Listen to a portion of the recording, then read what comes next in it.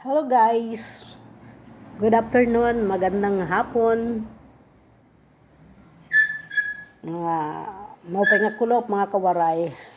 Kagigising ko lang, kapag mata ko pala, ayan na, patulog. Meron lang ako kwento. Maiksing kwento. Kasi yung anak ko, kasama ko dito sa aking trabaho, dito siya tumutuloy, pero nag-aaral yun. Hanakot na nasa OJT kasi siya sa ngayon sa Summit Hotel. Nag-chat siya. Sabi niya, "Ma, may parcel ako." Nireplyan ko naman. Nakalimutan ko mag-iwan ng pambayad. Nireplyan ko naman, "Nasa Iran ako, anak." Chat na naman, "Ma, ano ba? Tawag na yung parcel ko."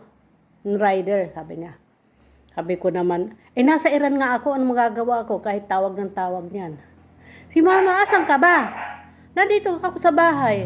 Ba't sabi mo nasa Iran ka?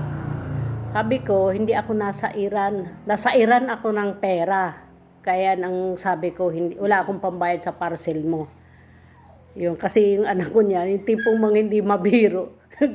Yung chat niya talagang alam ko, sumisigaw na eh. Kaya, nala niya, sabi, binibiro ko lang naman siya. Sabi ko, nasa Iran ako ng pera, hindi ako nasa Iran. Nasa Iran na ako, wala akong pambayad sa parcel mo. Yun lang, thank you for my video.